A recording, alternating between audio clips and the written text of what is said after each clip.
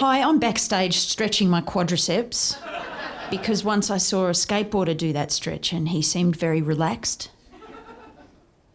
It doesn't really work for me, plus I don't move on stage. There's really no need for me to do this stretch, but I do it to be physical. My GP once told me I live so much in my head, it's like I don't have a body. I wish. He said if I did some exercise, that might help me relax. But I'm in the arts, not sports. If I want to relax, I go to sleep. Now's not the time for sleep. You're all here. So can you start clapping and bring me onto the stage? I'm Chris Ryan.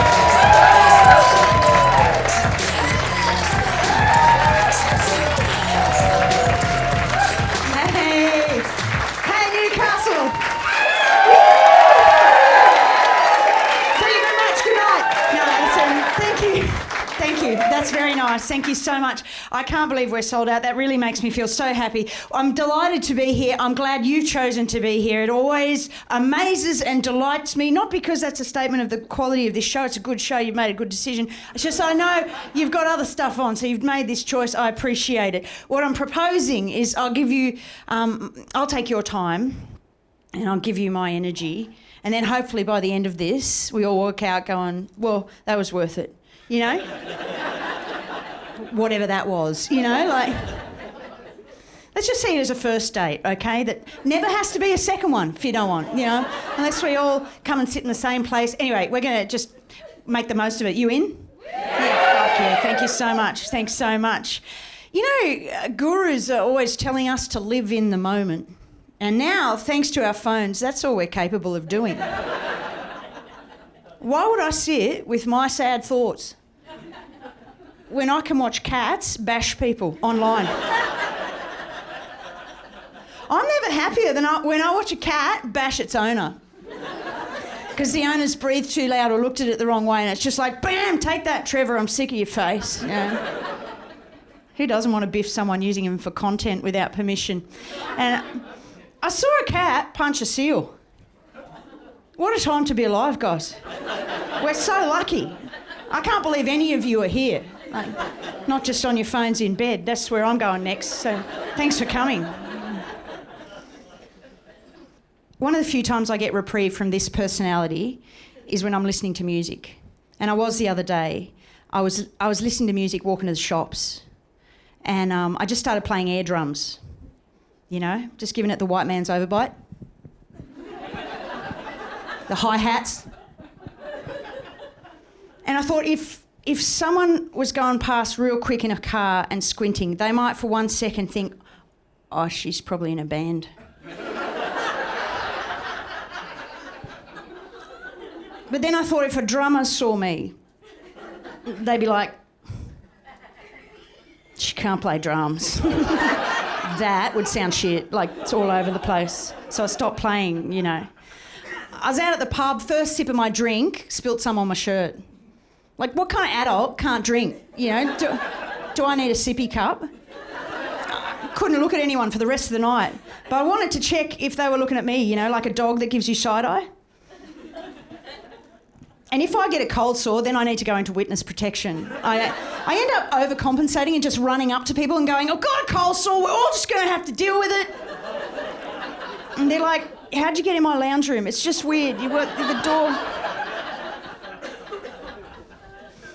But people aren't paying as much attention to us as we think they are. You know, it's a phenomenon called the spotlight effect. And scientists in the year 2000 determined this by putting a bunch of college students in a room and making one of them wear a Barry Manilow t-shirt. And if you don't know who Barry Manilow was, he was a pop star from the 70s, hair like mine. Sang songs like Mandy and Copacabana, and I write the songs that make the whole world sing. He didn't write that one, he just sang it. And obviously the most embarrassing person scientists could think of to put on a t-shirt in the year 2000. Obviously college students back then, not into irony. I feel like if you had a t-shirt like that today, you'd be carried out on the shoulders of your peers, you know. And they asked the kid wearing the Barry Manilow t-shirt how many people he thought were staring at him during the course of that experiment, and he said 50%. He thought half the room were noticing. But they checked everyone else. It was just 20%. Bit of a shit experiment, if you ask me. I mean, I'm not a scientist, but surely he was walking around giving everyone side-eye just, and everyone's like, what's wrong with that guy? Which one? The one in the Barry Manilow T-shirt. I didn't notice, And I'm interested, did Barry know that he was the brand ambassador for embarrassment? Did that pop up in his media alerts one morning and he go, oh, that's a bit mean? But the point is no one's watching, so get on with your life, I mean, I'm in the spotlight right now. I still think half of you are on my phone. I don't know. I'm jealous of people who, when I ask, what are you thinking, aren't thinking anything. You know the kind of people that can watch a whole TV show? I can't. Because when I do, all I see is a showreel of my worst thoughts and actions since I gained consciousness about age 4. Or a giant to-do list, really. Or a documentary of all the people doing better than me, and they stop and turn to the camera and go, oh no, pop your feet up, watch some telly, Chris, you've earned it. They say the key to happiness is doing one thing at a time to the best of your ability. And that's why dumb people are happy.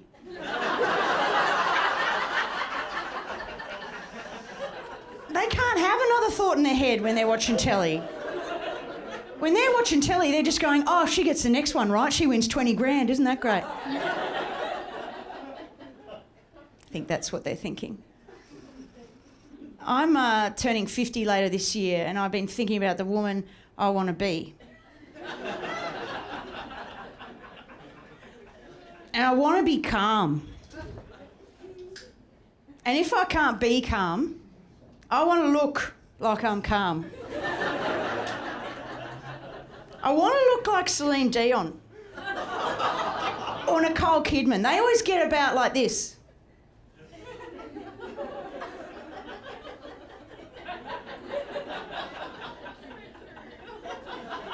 I think what I'm saying is I want to have a long neck. Like the beer, but I got a stubby. I want to have poise like a goose. Swan. Okay, swan sounds hotter, Except when there's two of them, they do that weird love heart thing with their necks, and I don't believe in public displays of affection, But I want to command respect. I want people to be afraid of me in a park. And throw me bread from a distance, I want to look like I'm having such highbrow thoughts that I need to be a foot taller to have them. But I am stuck with this neck, which has done no heavy lifting for my personality. I don't feel old and I don't feel young, yet I feel ancient and immature, I feel like 15-year-old me would see 50-year-old me as moments from death. And honestly, in this job you are. I feel like I should have amassed enough wealth by now to have like a villa in Biarritz, if that's a place, I don't know. Instead, all I do for luxury is just buy myself a little cakey in the afternoon. And go, haven't I done well? Does anyone buy themselves a little cakey in the afternoon? What's your go-to cakeys? Caramel slice. Caramel slice? What else? Bun. Hey, finger bun? Cream bun. Cream bun. Get cut about it. Anyone else? Lemon tart. Lemon tart, nice one. Nice pick. Carrot cake, thanks for asking. So don't care about the cake, it's about the icing. It's a life hack, guys. Get into it. You can feel like a millionaire. I started trying new things because I fell into a bit of a slump, and I don't want to live a slump life. There's a reason people don't tag themselves in slump life photos online. I Googled it. Other people tag them without permission when they're asleep at bus stations or in the park, and I don't want to live that life. I want to live the life that, like, my kids can look up to, like you can choose to be happy. But often when we reach a crossroads, we don't, like, stop and take stock and move in the right direction. We just go to shops, buy an air purifier, that kind of thing. I've been thinking about the woman I should be, and she definitely drinks heaps of water.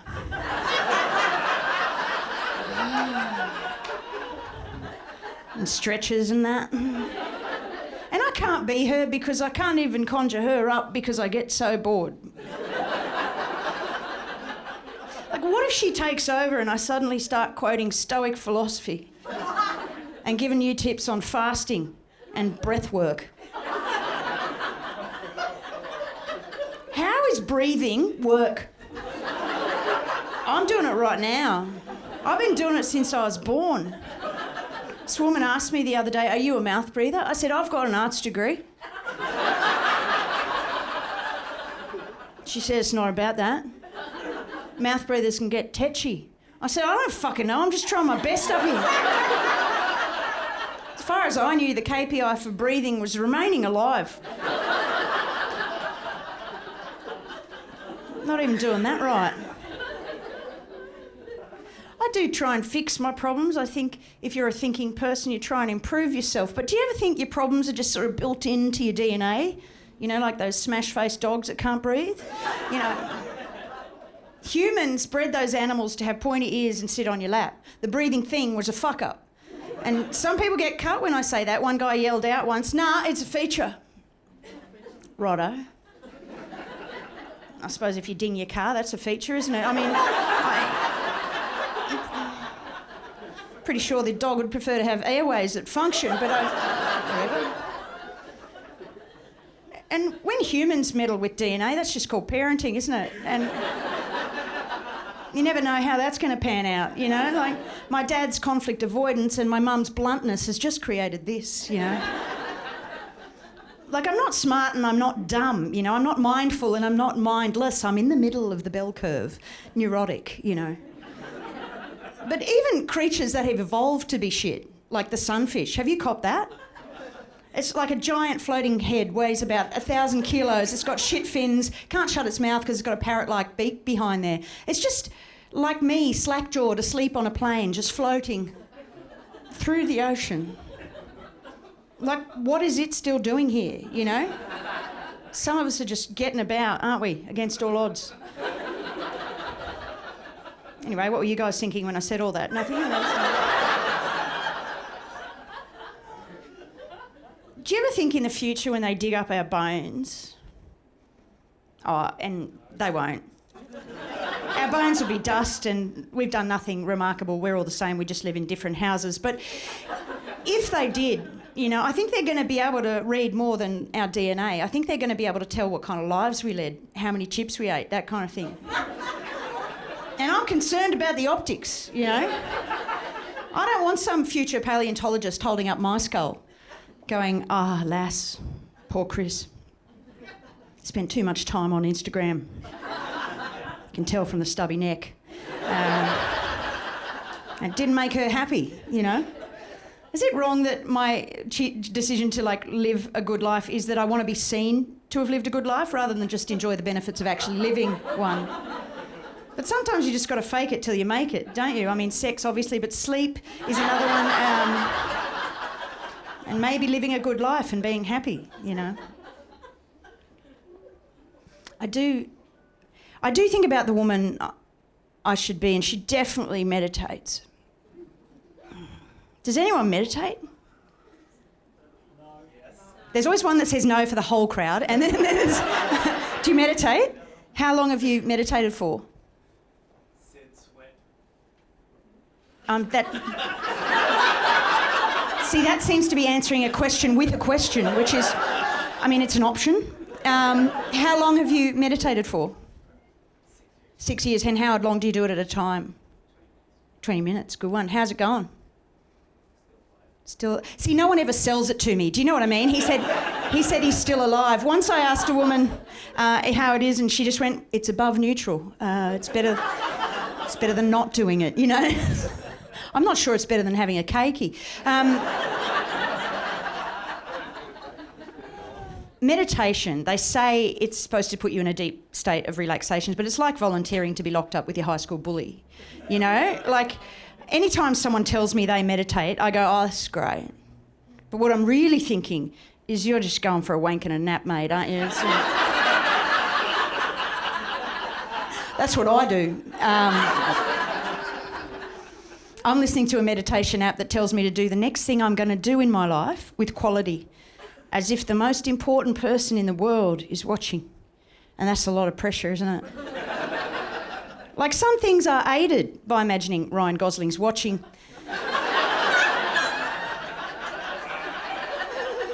Not everything, all right? And at this point, I love imagining him just going, why do you keep bringing me to your weird comedy show? I didn't want to be here. And as for what you made me watch this afternoon, I can't unsee that, you know? I'm like, shut up, Ryan. You're not even real. But I do love imagining him. Not like that. It's a pause. I do love imagining him watching me do really boring, mundane stuff, like make a sandwich, do the vacuuming. And I'm just like, oh my God, what are you doing here? He's like, you're literally making me be here. I'm like, no, I'm not. You're obsessed with me. Stop looking, I'm shy. It doesn't improve the quality of anything I'm doing. It just makes me happy. Imagining his assistant in LA just like tapping him on the shoulder every 5 minutes going, that woman from Australia needs you to watch her go to the shops. He's like, I hate my life. Sucked in Ryan. I want to be more confident as I get older. My mum is 80 years old. She is a confident woman. I don't know why, but she is. My mum's life philosophy is, if you feel bad, go to sleep.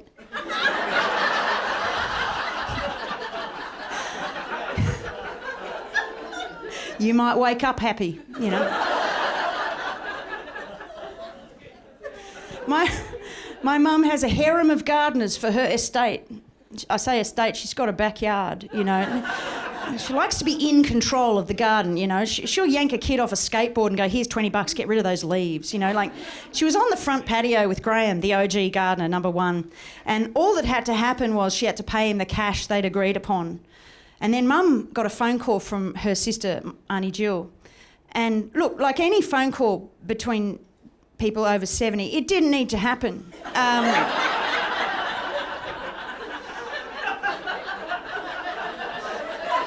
Nothing was really said, do you know what I mean? They couldn't have waited, yet there's this feverish urgency. And most people wouldn't take that call in that moment, or they would just like put the finger up, walk away. Not Mum, she plants her foot, takes the call, locks eyes with Graham. And it was really alpha. I couldn't stand it. I had to leave the room at that point. I couldn't even watch it. All I could imagine was Graham with his palms outstretched like a peasant going, please, may I get paid? And I told Mum how I felt about that, and she said, don't be ridiculous. I give him a slab every year. Graham loves me.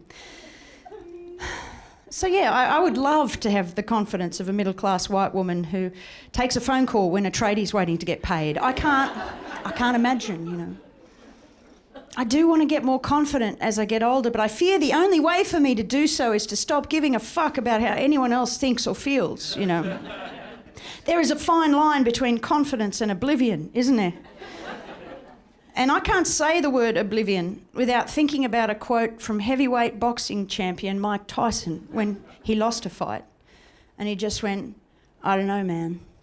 I guess I'm just going to fade into Bolivian.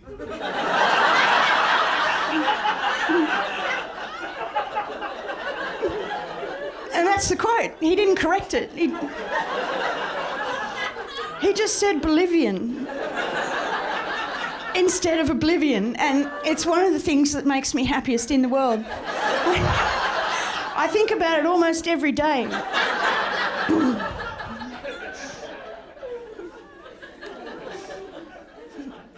Boxers are so good at pumping themselves up, you know, like Muhammad Ali had a quote once. He's like, I'm the greatest. I said I was the greatest before I knew I was, because I thought if enough people heard me say it, they would really believe that I was the greatest. That is a lot of energy to bring to the table, isn't it? I can't really bring that kind of energy. I'm sort of more like, look, we're here now, let's just give it a go, shall we? I've been trying to pump myself up with affirmations. Does anyone do them? Meditation guide, do you do them? They go hand in hand, meditate, do you do them? Yeah, you do. Do you want to give us one? Just yell one out. Yeah, right now. Anything I want. You can get anything you want. Do anything. You can do anything you want. Fucking sick, man. Good on you. Anyone else do affirmations? For those of you who haven't, what? Oh, don't be so negative on yourself, mate.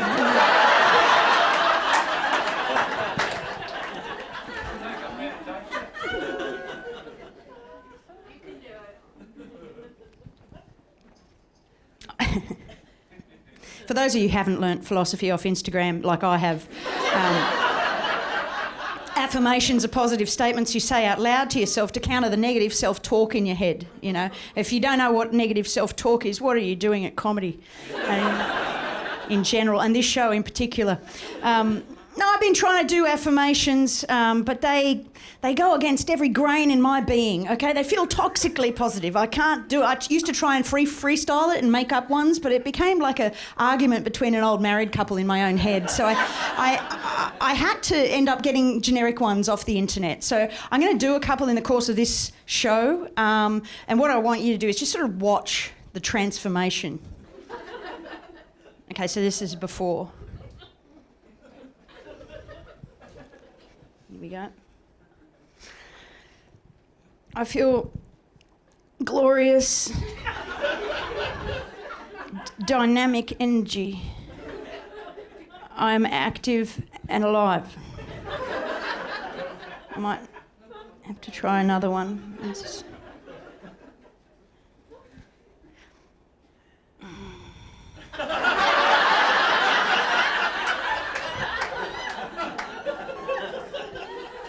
I love the body I was born with.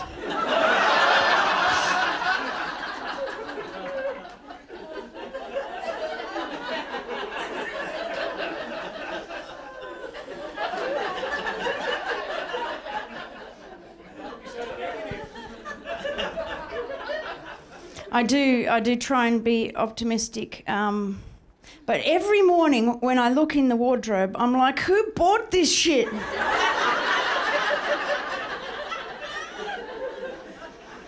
I'm not a particularly optimistic person, but I save up all my positivity for when I've got $20 burning a hole in my pocket at Vinnie's. For some reason, I step over that threshold and everything is on the table. I'm like, what? A purple shoulder-padded 90s jacket with, like, snakeskin and novelty buttons? I can wear that. Then I bring it home and I'm like, what am I going to wear to the funeral? You know, some mornings I open up the cupboard and all that's in there is like a fluorescent orange boiler suit and a negligee. I'm like, fuck! But I feel so ethical. But my kid reminds me, Mum, you still got to ask yourself, how many times am I going to wear this? And I'm like, who cares? 3 people have died in it already, you know? Like, it's already paid its cost to the earth, you know? Mum's just having a bit of fun. I love procrastinating because I get so much done. None of it I'm supposed to do, of course, but if I've got 5 minutes of work to do, I'll do an hour and a half of other shit just to avoid it. Like today I cleaned my spectacles quite thoroughly. I read the local government newsletter. I walked around my lounge room and picked up large crumbs by hand because I didn't want to do my tax, you know? But people procrastinate even about things they want to do. Some people procrastinate their lives away. They're like, I really want to be an opera singer, but I'm just going to go on ahead and run the kids to school for 25 years, you know? That does hit for a certain demographic. My kids always like skated or caught the bus or walked to school, so I never had the excuse of the school drop-off as a reason for why I didn't achieve anything, which was annoying. Once they got through that early childhood phase where they couldn't speak English, and I'm not saying English is the best language, I just don't think babies should be allowed to make up whatever they like. I always saw them as rock stars, you know? They had quite complicated writers for a time, like no cooked vegetables, thanks. No prolonged eye contact at the dinner table. But mainly I was just glad to be around them as a roadie or as a groupie, depending on the day, you know? I'd check their Insta to see where they were touring next. Look at their cards and letters to me as the most exclusive of merch. And as a staff member, I've signed a non-disclosure agreement, so obviously that's about all I've got to say about my kids in this show. Now the tables have turned. Like, my eldest will pick me up after a night on the piss with my mates and just go, look, if you're going to be 20 minutes late, just text me. So I don't have to find a park, you know? And if you're going to spew, let me know. I'll stop the car. Like, it's common courtesy. Grow up.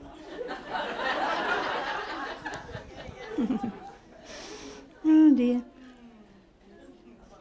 I have been. It's your life. Snap. Teenage parent. You're a parent of teens, yeah. I have been described as a panic merchant, which is nice. I didn't know I had a micro business. In sales. No one's buying. Still selling. If I stopped biting my nails every time someone told me to stop biting my nails, I'd probably have nails by now. But no one tells me what to do. Tell you what, girls, if you're looking to fill in a bit of time, keep up with beauty standards. That'll kill about 8 hours a day till you're dead if you want, or more. Have fun. The things we have to do to stay at base level acceptable and stop from falling back into horrendous just keeps going up. What fun. Eh? Like, we all got to have nails now. Do you know this? From the shops.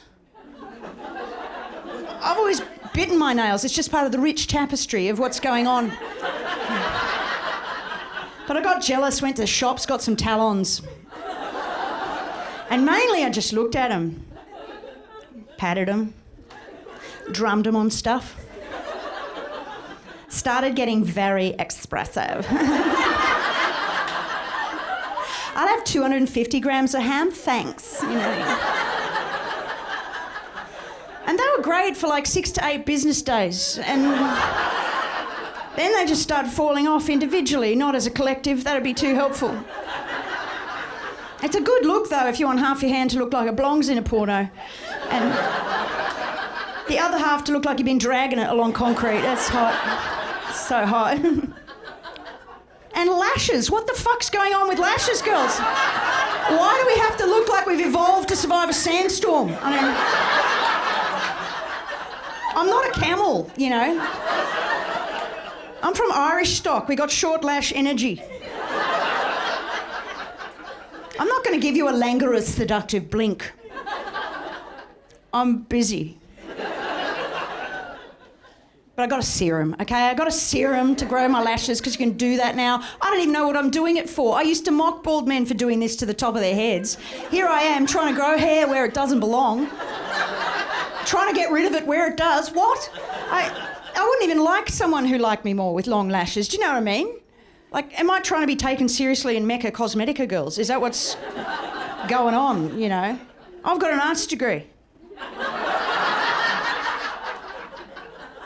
I don't want to be taken seriously anywhere, you know? Like, fuck, they gaslight you in Mecca.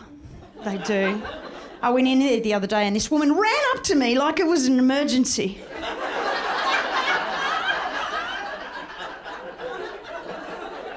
I said, "Are you right?" She said, "Can I do your makeup?" I said, "I already did."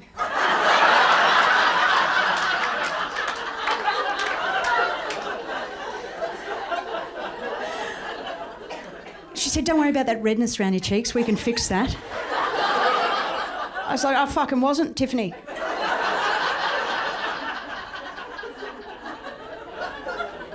I was in here for some lash serum, actually.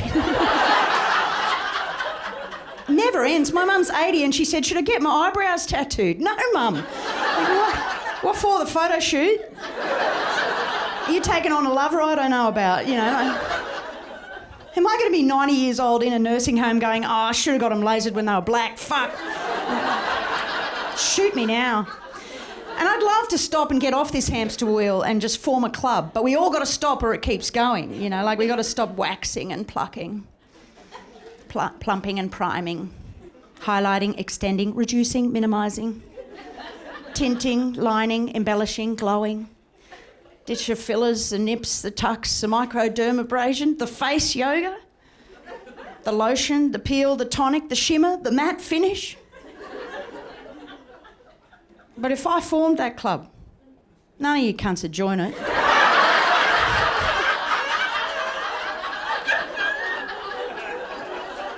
I know. Nor would I. Without mascara, I look like my brother.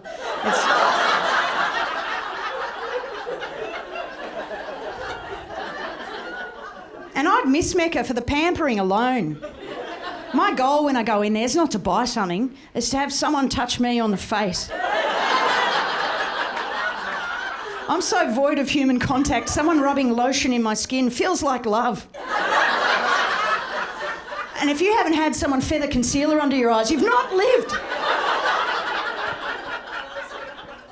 I feel like I know how Jesus felt when Mary Magdalene washed his feet with her tears and dried them with her hair.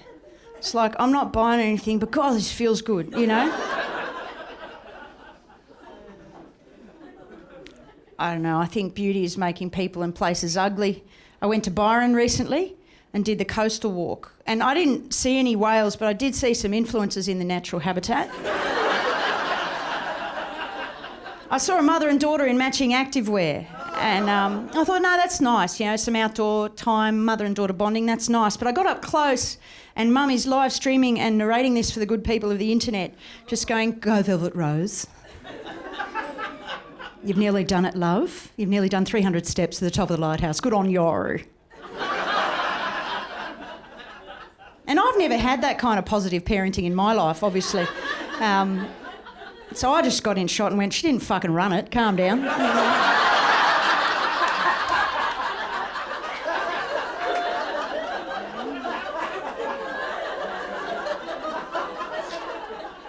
I've been asked not to return to the Greater Byron region. I bought an essential oil there that you roll on your person. It's called The Best Day Ever. It's by a brand called Roll On Therapy. I know. Anything you can't claim on Medicare is just a nice idea, isn't it? And it is a nice idea. It's that you be mindful. And I do this every morning. I look myself in the eyes in the bathroom mirror and I roll it on my temples. And I just remind myself, just stop being such a cunt, you know? Like, just stop it. Make it stop. Then I walk out of the bathroom, immediately forget that promise I've made to myself and the world.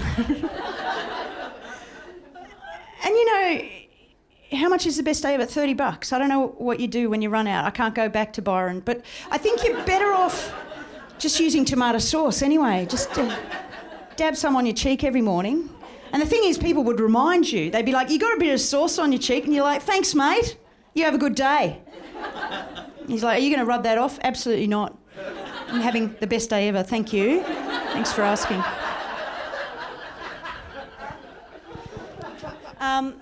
Yeah, okay, but despite the cakeys and Ryan Gosling and the nails and the lashes, I wasn't having the best day ever. I was still in my slump. And it was a privileged slump. Like, how can you have everything you could possibly want and still not be happy, you know? It was an existential slump, the worst kind, in my head, where all the worst stuff happens. Like, I can be on a holiday on the beach in the sun and my head is in a different postcode, you know? It's like, it's going, why'd Katrina stop inviting me to her birthday parties in Year 9, you know?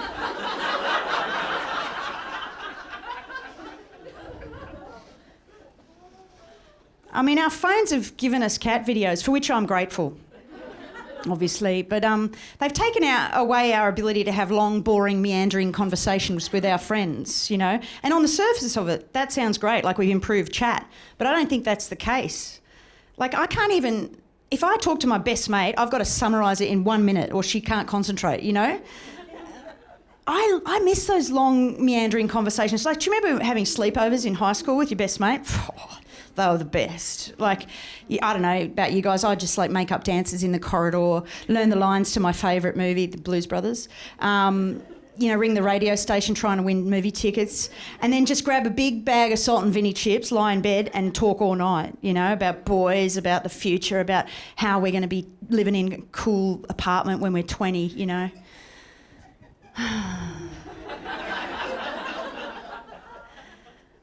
I think every country town kid dreams of moving to the big smoke. Is that right? Is that a thing for you?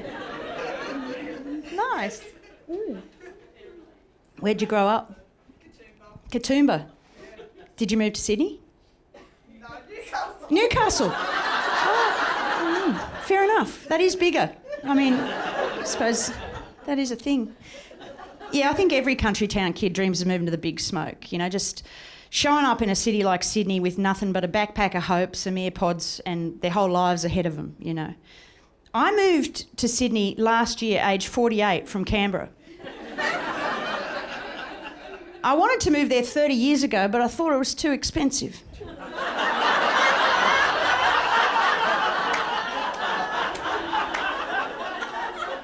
Just leave the motor running for 3 decades, see if that helps, you know. I left a perfectly good home with like furniture, a washing machine, a whole family in it. To move into a musty one-bedroom flat in Dulwich Hill with stained carpets and loose-fill asbestos. Whatever that is. You know. It sounds both ominous and chill, you know. I don't know whether to be afraid of it or take it for beers. How loose is it, you know? Like, I got the keys to this particular Shangri-La on Are You OK Day, which I found to be an unnecessary message from the universe, you know. I was already questioning my judgment, you know. Most people go from this kind of place to the place I'd just come from, but I'm devolving. That's what's going on with me. It's a red brick 3-storey walk-up that looks like a communist tenement. It's in the inner west of Sydney, which the Prime Minister would have you believe is quite red, but turns out when you live cheek by jowl with others, it's less hail fellow well met, more don't touch my stuff, you know. The idea of a communal laundry is better than the reality, you know. I didn't think it'd be great, I just thought I'd get some washing done. But you go in there and there are 10 individual machines belonging to the 10 individuals in the flats, all with passive-aggressive signs on them like, don't use this one, I'm an essential worker. Thanks, Pam, Unit 10. What? Why thanks, Pam? You're saying you're a nice person but you're still not going to help? And I don't care what your job is, anyone can be a prick, Pam.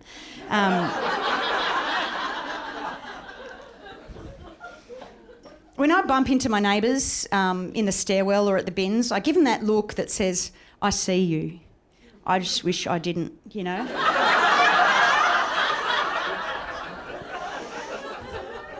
Anyone who says they don't want to live on a giant estate is lying in my book, you know. My parents are annoyed with their neighbours and they live 50 metres across the road. I can hear my neighbours wee at night. If I put the glass up in the right spot, you know, like it's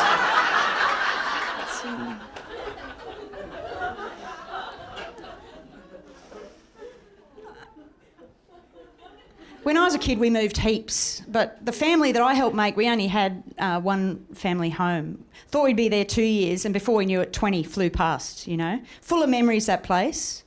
Like, I remember getting in trouble letting the kids play on the preschool playground on a Sunday drinking Peronis, you know. We were drinking Peronis, not them, they were lightweights. It's getting sore backs watching hours of Christmas concerts on the school oval. Eating at the Chinese restaurant while the kids played hide and seek at the local shops till my son rang 000 from the phone booth and found out it really was like calling Batman, you know. Cops show up, they're not happy. Trying to catch Max, the budgie, who flew away, you know, with a pool scoop. They filled those streets, that house, with so much life. That was my life, you know. And, like, I don't know, like, I think the first time I got sad imagining my kids moving out, they were still in primary school, you know? They're like, Mum, I need some cellophane and you've got to drop me at tennis. Can you stop crying? You know, like, memories of, like, washing them in the laundry sink, bringing them home from hospital and stuff. So long ago, they're 17 and 19 now. And, you know, I was home for the longest time, like, and I thought it was them, you know, my kids, my partner, but it wasn't. You know, you're not home anywhere if you're not home in yourself. So they tell you can choose to be happy. They don't tell you that you got to make a few hard choices first that'll make you sad. And so I wanted to feel better and get out of my slump, but and I thought maybe if I just, you know, went to the shops, you know, got an air purifier, like. You know, if maybe like Mum said, if I went to sleep, I'd wake up happy, you know, just keep busy, you know. It didn't work, so I moved out. I moved to Sydney, you know. And there were a lot of firsts. I had my first Christmas without my family. I had my first New Year's Eve anniversary without the father of my children, a great man of 26 years. So I did some affirmations.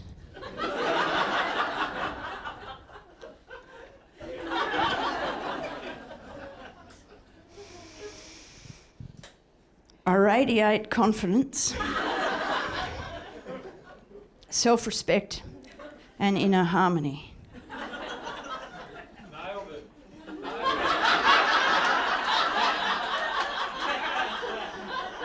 What about this? I am the creator of my best life. You are loved just as you are. Oh, that was the voice of God, guys.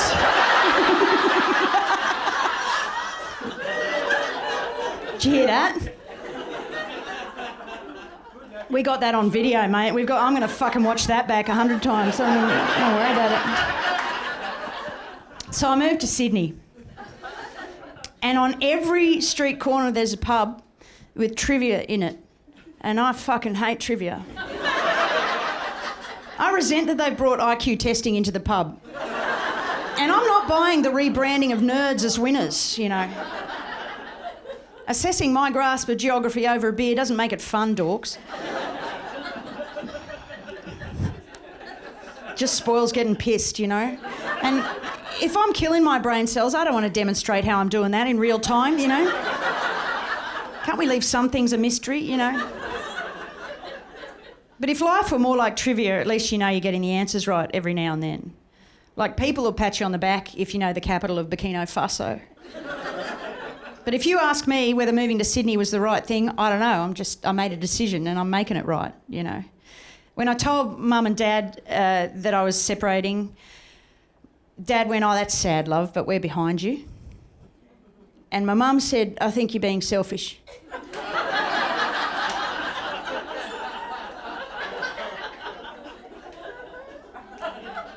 Anyway, Ouagadougou. That is the capital of Burkina Faso.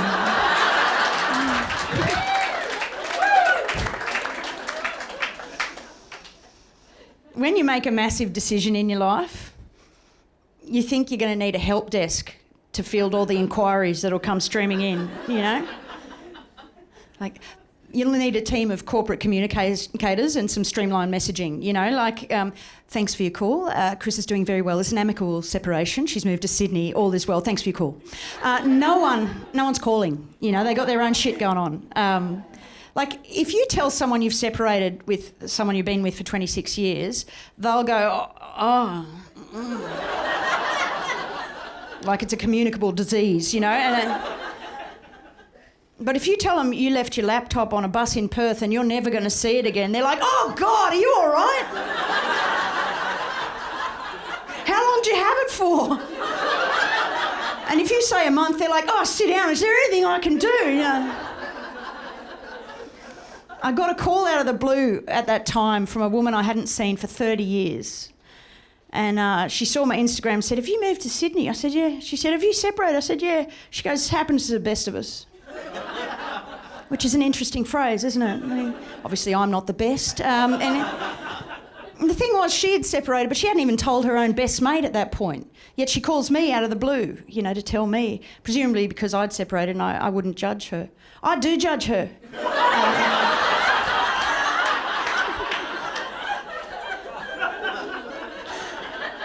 She needs some better friends. No, I sound all tough and strong, but I slunk off into the night. I couldn't give eye contact to anyone. I mean, what do you say? "Oh, I'm leaving to be happy." What? How can that be a reason? Yeah. When you move, you're going to find boxes of stuff that were too important to throw out, but you also never wanted to see them again. Usually they're in the attic or under the bed or under the stairs or something. I found such a thing. When you're a parent, you don't know what you're doing, okay? And you look ahead on the road for guidance. And my cousin Stacey was that person for me.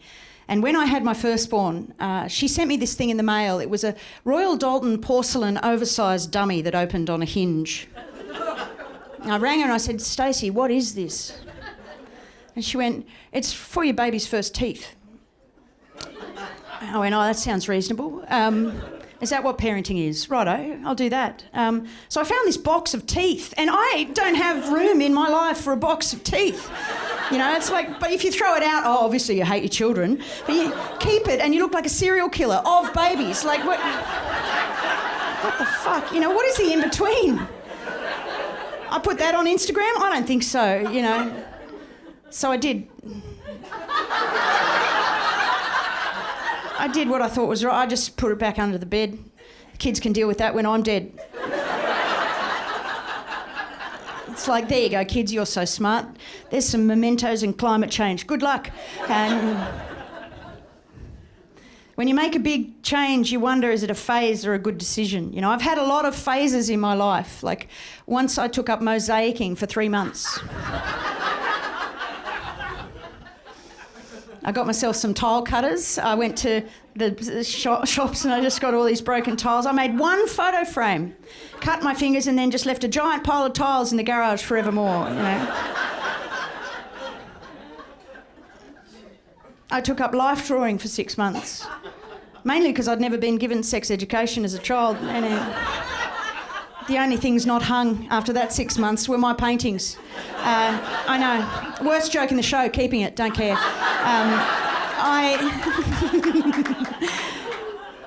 I sang in a cover band for 2 years until I got so sick of the music I couldn't give the audience eye contact anymore because of their appalling taste.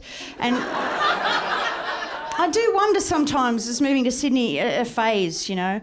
I don't know, I just made a decision and I'm making it right, you know. When you move, 3/4 of your personality becomes making sure you got your keys. I'll be leaving my place with my keys in my hand and go, have you got your keys? And I have to say out loud, yeah. Got 'em, you know. Then I'll walk 5 steps down the corridor and go, have you got your keys? Yeah, got 'em, you know. Sometimes on a night out, I'll just have a cheeky feel in my bag and just go, got 'em.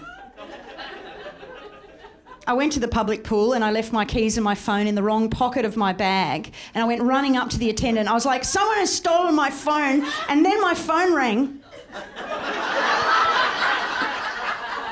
And I spent 10 minutes telling her, actually, I've just moved out by the first time in my life in 30 years. You know, there was always someone home. We always kept the key above the... She did not ask. She did not ask me that. When you're a middle-aged woman moving into a weird little flat, people will sometimes ask you, is everything okay?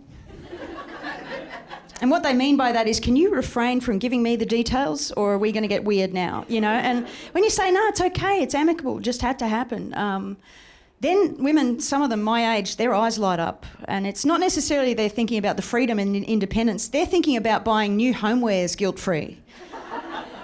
You know, just rolling down the aisles of IKEA, getting that perfect coffee machine, the nice fluffy pillows and stuff, and they're like, had to, new place, you know. But I have furnished my place from the natural environment like a beaver. I'm a huge fan of curbside wins now, you know, like I got a coffee table and a clothes hanger across the road to my place using nothing but my claws and teeth, you know.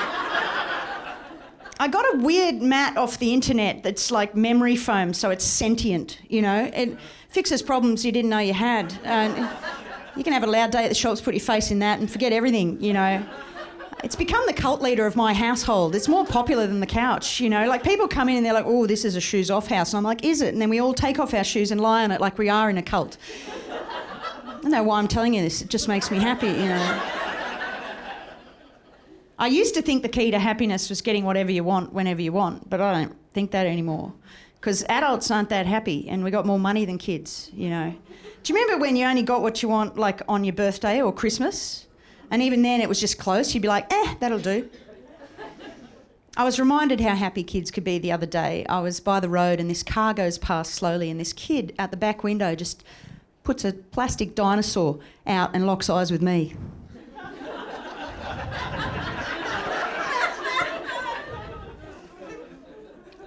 As if to say, how good is it?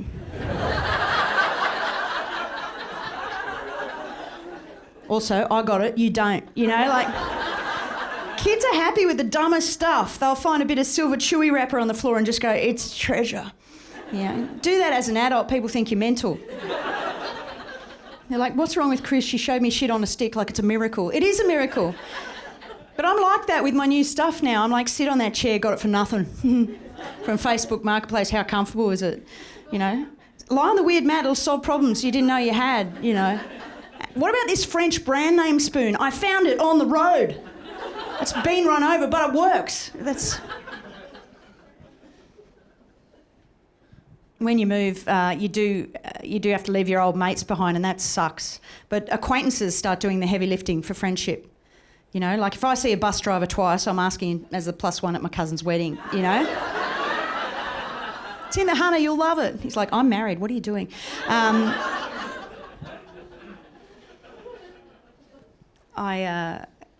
I don't know, I've been making friends on the bus, you know? It's just what I'm doing now. It's a whole vibe of like, it's like that vibe of when you see a high school friend overseas. Like I wouldn't talk to Tracy back home, but if I see her in Bali, we're getting matching tattoos, you know? And when the woman from the IGA remembered my name at the checkout, I called 7 people back home. I was just like, Sydney is so friendly, it's like a village. It's like a village. I'm making friends with young people, poor people, and it's great, you know, just breaking that asbestos ceiling and mingling with renters, you know, people who vape. And I know it sounds like I'm on a strange safari, doesn't it? Like, oh, I've made friends with a non-binary who has 6 flatmates and a rescue dog that's too afraid to go outside, you know, but it's great, you know. But I don't understand everything young people are getting up to, like they're all doing online dating now, which I am not convinced is any better than vintage analogue dating. Like, you can't even take someone's phone these days if they want to show you a photo, because they don't know what's on there. And you can't unsee some stuff, right? I had a mate want to show me a photo of her ex-boyfriend and his new partner, and I went, oh, that's nice. She goes, have a look at the next one, you can see him better. So I swiped. Yeah, and it's just a giant dick, you know. And I'm like, all right, so this one? She goes, nah, next one, like it's nothing. I said, what's this doing on your phone? She goes, oh, I went out with this guy for a while, he sent me that after we broke up.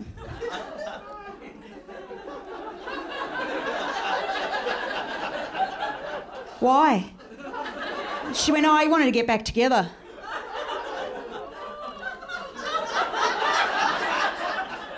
What happened to flowers? You know, like... they run out down the shops. And another mate posted that she just got back from 2 weeks in Phuket, paid for by her sugar daddy. And those of you who don't know, sugar daddy, usually older gentleman, pays for a younger woman who can't afford uni or rent to tolerate hanging out with him. And all her mates jumped on that post going, go girl. You're encouraging us to tear down our self-imposed boundaries. And I'm like, yeah. Self-imposed boundaries, like if you can't afford a holiday, go camping, love. Get a tent, you know. There's a reason there's no sugar mummies. Because if I had a younger man who can't afford uni or rent, he would be called my son.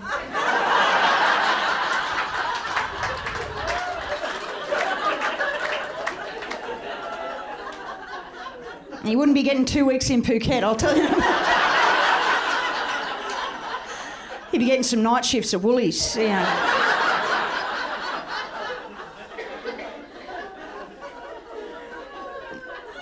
My son works at the IGA, an hour away on the train now, and he comes and visits me on the weekends in Sydney sometimes and goes to see gigs and sleeps on my couch and gives his clothes the opportunity to be washed in Sydney. And my youngest visits, and it's just like I imagine with my high school mate, except it's me and my child, and we're just checking out Sydney, and it's the best, you know. But yeah, I'm not calm, but I'm happy, and I'll never have a long neck, but I'm a goose, And I don't own it, but I'm home again. And I'm not embarrassed either.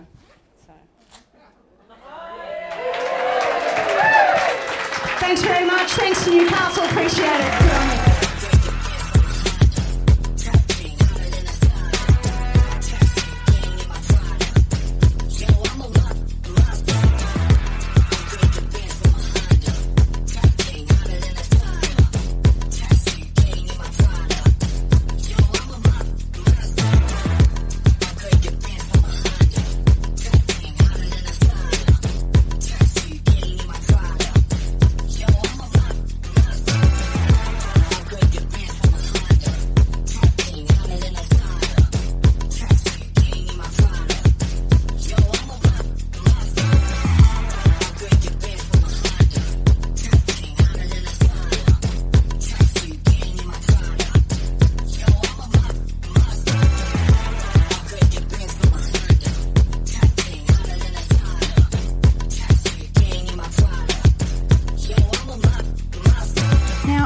Point at which I really do wonder if I said the bit that sets up the ending. Isn't that fascinating?